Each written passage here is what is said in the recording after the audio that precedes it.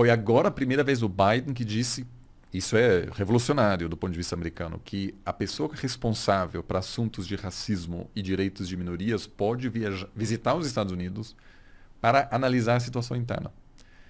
Que é um sinal de que, olha, o que os Estados Unidos está querendo dizer? Olha só, a gente também está se submetendo às regras de todo mundo. Que pode ser só para inglês ver, né? Mas assim, Provavelmente inclusive. a ONU nunca vai conseguir realmente confrontar as potências que venceram a Segunda Guerra Mundial, que construíram a A ONU. verdade é que a ONU só teria esse papel de ONU, do jeito que a gente tá pensando, se ela dominasse o mundo. Aí ela seria a ONU. Ser uma espécie de governo mundial, etc. O que, na minha opinião, seria horrível. O que você acha sobre isso? Você acha que seria a evolução que a gente caminha? Você sabe que isso é super interessante porque tem uma história de pensamento sobre essa questão. Já no século XIX havia várias pessoas pensando sobre isso, justamente para eliminar esse aspecto de anarquia que existe entre os países, né? Se tivesse um governo mundial e você tem, né, alguém que concentra o poder, você teria mais facilidade para gerenciar essas relações. Mas, por razões práticas, isso obviamente nunca chegou a ser posto em prática, e a ONU nem é um primeiro passo, porque ela, de maneira alguma, limita a soberania dos países. Por isso que esse papo antiglobalista do Ernesto Araújo, na verdade, não faz o menor sentido. Porque o que o Ernesto dizia é que a ONU está ameaçando a soberania brasileira.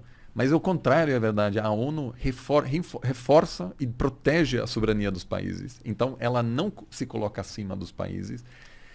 Eu acho que não seria possível porque seria, primeiro, se o mundo fosse um país, seria mais desigual do que o país mais desigual que temos hoje. Seria uma merda, eu acho. Então, assim, em termos mas, assim, isso é um pensamento, vamos dizer, tem muitas contribuições nesse sentido na literatura das relações internacionais, e a governança global, muitas vezes, é pensada, por exemplo, que os países delegam certas regras e normas para órgãos internacionais. Então, por exemplo, a Lei Maria da Penha, por exemplo, é uma lei que passou no Brasil para proteger as mulheres. Isso, contra a violência doméstica. Uhum. Surgiu porque a Corte Interamericana de Direitos Humanos julgou que o Brasil não estava seguindo as regras adequadas aos quais havia se comprometido. Então, o Brasil acabou implementando uma regra internamente devido a uma regra externa. Isso acontece bastante. Então, por isso que a China está querendo ocupar todas as agências da ONU, porque, obviamente, não são regras, vamos dizer, neutras, né? São pessoas que fazem essas regras, e essas pessoas vêm de países cujos interesses eles defendem, né? Obviamente, normalmente os funcionários da ONU devem ser neutros, mas na prática não existe isso. Você tem representantes de países que participam dessas negociações. Então, na área de 5G, quem define a grande maioria dessas regras é a China. Por quê? Porque daí as empresas chinesas terão uma vantagem enorme na hora de prospectar competir. negócio. Exato. Então, eu não acho que a gente pode ter eu não sei se seria desejável, mas porque a soberania também tem suas vantagens, porque existem diferenças em como cada país quer se organizar também. Mas diferentemente do que foi dito, né, pelo ex-chanceler, para muitos países pobres em desenvolvimento que foram ex-colônias, a ONU é fundamental para defender o seu direito de se proteger contra qualquer interferência, por exemplo, né? Então sempre tem essa tensão. Por um lado, você quer promover direitos humanos, proteger direitos de minorias, etc., que às vezes requer você interferir nos assuntos dos outros, mas ao mesmo tempo tem essa proteção que países pobres a princípio têm para proteger sua soberania, né? O foda é que eu não vivo num país pobre, então eu não sei realmente, nunca vi o impacto da ONU. Eu sei que no Brasil é zero, né? Eu não vejo nenhum soldado da ONU ali. Mas tem agência. Olha, os soldados da ONU, que também, aliás, são os soldados de outros países, obviamente, né? São soldados multi-etnias e tal. Que, aliás, sempre é um super problema. Os Estados Unidos se recusa a fazer parte desses agrupamentos, porque geralmente são países pobres. Entendi. Que recebem uma diária por soldado que é maior do que o salário. Então, muitos países acabam fazendo um negócio, basicamente, Bangladesh, Toma, meu cidadão Paquistão. aqui, me dá um pouco dessa Exato. grana aí. Então, eles não são muito bem armados. Os Estados Unidos não participa porque faz a parte. Porque tudo dele é pica dos Estados Unidos. Mas as missões de paz é apenas uma parte pequena da ONU. Então, aqui no Brasil tem a Unicef, que coordena junto, às vezes, com prefeituras, com estados, com governos estaduais, programas de prevenção de doenças, de educação infantil. Então, a ONU está mais presente do que parece. Mas, claro, que essas fotos que fazem manchete é sempre com capacete azul e... Então, a gente fica mais avaliando essa parte do que o que a ONU contribui em outras áreas. Sim. Mas é isso. Eu só não gosto da galera achar que a ONU... Eu não gosto de quando as pessoas colocam a autoridade da OMS como se elas fossem os caras que decidem o que todo mundo tem que fazer. Tipo, não, a OMS diz que é isso. Você vai ir contra a OMS? Mano, peraí, calma assim? A OMS é dona do mundo agora? É eles que ditam como todo mundo tem que fazer as coisas? Eu não gosto desse sentimento, entendeu? Claro. Porque remete a esse sentimento que é o poder que comanda. Quando na verdade eles são apenas os conselheiros. Eles sugerem aos países, olha, faz assim.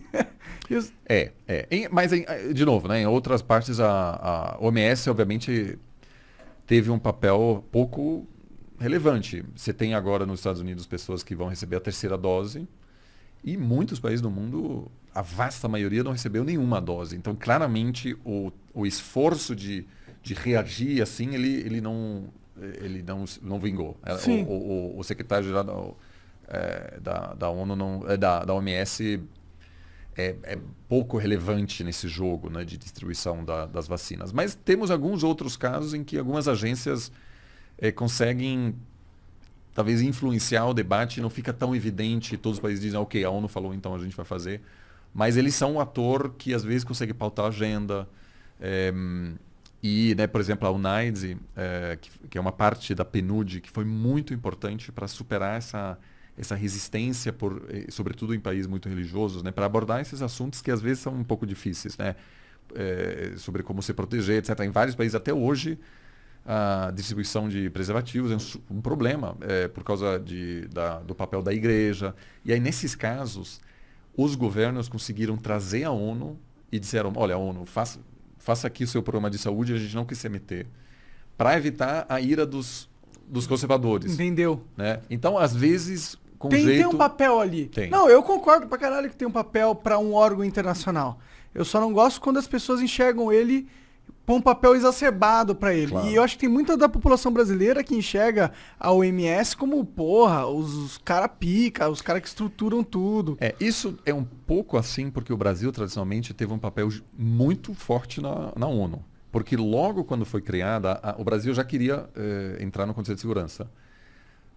E o presidente Roosevelt, o americano, até tinha alguma simpatia, mas o Truman depois também teve uma certa reticência dos soviéticos que não queriam colocar mais um país. E essa esperança brasileira, infelizmente, não se concretizou. Mas a grande aposta brasileira sempre foi, a gente coloca diplomatas de primeira em todos esses órgãos e realmente são super respeitados. E o Brasil vamos dizer, tem uma influência acima na ONU do que teria olhando apenas o poder militar ou econômico. Né? Então, eu acho que isso explica um pouco porque tem essa romantização um pouco da ONU aqui no Brasil. Eu não sabia disso, é interessante mesmo. Não, o Brasil tem um país com o sétimo maior número de postos consulares. E é uma carreira muito bem, vamos dizer, muito... tem uma estrutura assim... É um bom plano de carreira o da ONU. Não, digo, a diplomacia brasileira é muito bem preparada, então entendi. as pessoas que são treinadas como diplomatas geralmente têm um conhecimento muito sofisticado da ONU e, portanto, conseguem influenciar o que acontece na ONU e defender os interesses do Brasil. Por isso que espantou tanta gente quando o Bolsonaro falou, olha, a ONU é nosso inimigo, a gente precisa combater a ONU, reduzir a influência da ONU, porque o Brasil, a princípio, estava muito bem colocado na ONU. Tipo, é como você reduzir a influência de um player que é teu aliado. Eu, assim, de fato não havia nenhum caso assim da ONU fragilizar o Brasil.